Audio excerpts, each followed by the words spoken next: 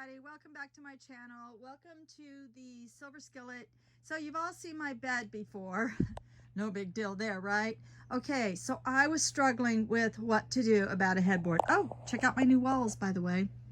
I was struggling about what to do about a headboard, but that's BP playing with Bo's toy.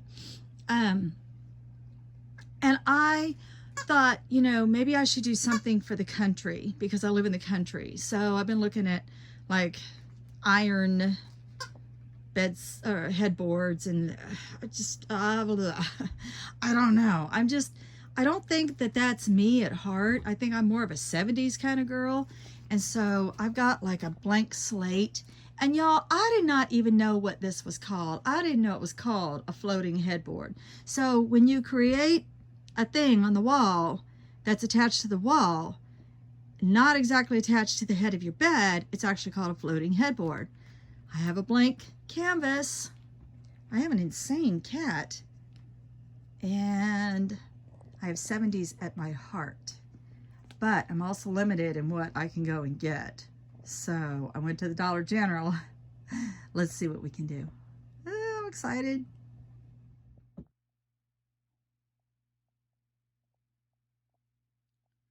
I swapped out cats. We've got the calmer cat now. Besides, that cat matches my bedspread better. BP went outside to play. So I went to the local Dollar General, and I was looking for things that looked both 70s and country at the same time. And I picked up a few things, starting with that little heart-shaped mirror in the middle. That was only $5. I fell in love with that little mirror. And the picture frames, or whatever you want to call them, there's a set of 2 for 10. And then we need shelves in here. Now you'll notice that my walls have not been mudded or painted yet. That's because we're not going to do that right now. We're going to hold off and do that probably closer to spring, when the weather cooperates with us better, because a lot of our stuff will have to go outside while we paint. And yeah, we're in the middle of winter here, so I don't mind a bit. So I'm just happy to have walls. So we desperately need shelves in here. So I found some really cute little country-esque shelves. The center one, the bigger one, was 10, and then the 2 smaller ones are 8. I love that rug. I thought that really went well with the beigey, pink, very light pastels that I have going on in here. And then this little bit of stuff here was stuff I already had at the camper that needs to go somewhere. So we'll see if we can fit all of that into a floating headboard.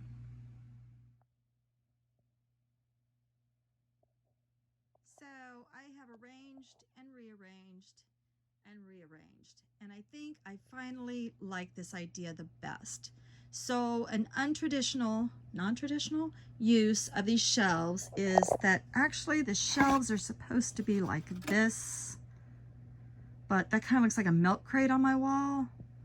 And I want to actually see what's setting up there. I don't want to, you know, set something down in here and have it not show. So I actually want the shelf like that. So I'm going to hang the shelves. I guess technically it would be upside down.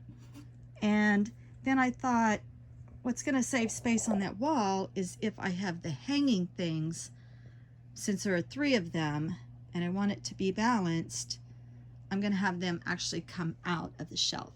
So the heart will be coming out of this shelf, the dream catcher out of this one, and the home sign out of that one. And that way it kind of looks balanced. And then I thought I would swap out these brown feathers for white feathers. And I think I have some white feathers at the house. So I think I like that. Now I just got to get out all the anchors, the wall anchors, and put it up.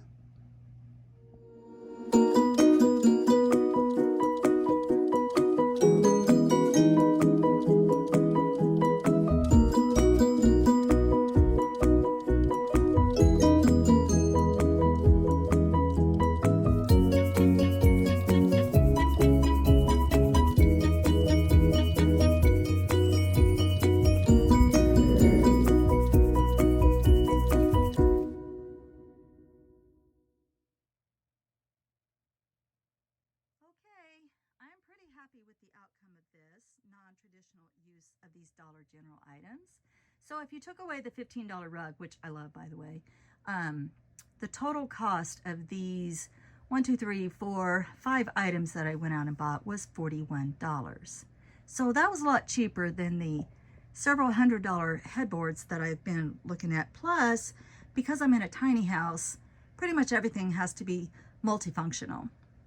And so not only is this my headboard, but it's also like a shelving unit for me. So I could even lay my phone up there, I suppose, if I wanted to. So the message, I guess, from this video would be that just because it's sold as one purpose in mind, such as these, what do you call those corner things? See how this is meant to be in the corner of something, like in your door frame or something. It should have been like in a corner, but instead I turned them to the side, which I only had to use a little hook and one small nail to keep them in the spot where I wanted, and they're very secure to the wall. Everything is. In fact, I got lucky and didn't have to bring out the anchors. I actually hit studs every 16 inches, so that really worked out for me. I can use an anchor, but I prefer to just have the stability of the stud. It just makes me feel more comfortable if I'm sleeping under a shelf that it's actually placed in a stud. And so I'm very, very happy with it. I just quickly will say that in the end, I decided not to do white feathers. I wanted to do feathers that were gently offered to me. Had I used the white feathers, they would have been like ripped out of a turkey, you know.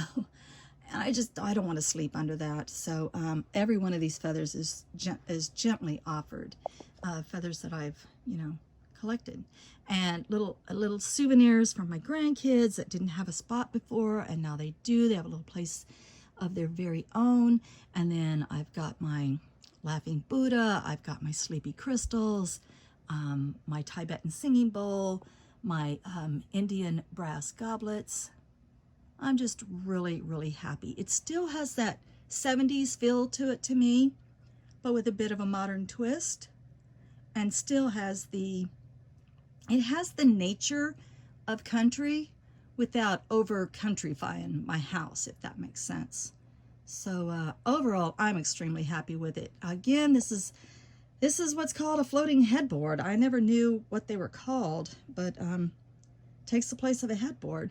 So I'm very happy with it. And like I said, $41 for my items at Dollar General. All right, guys. Thanks for sticking through this project with me. Love and light. Blessed be.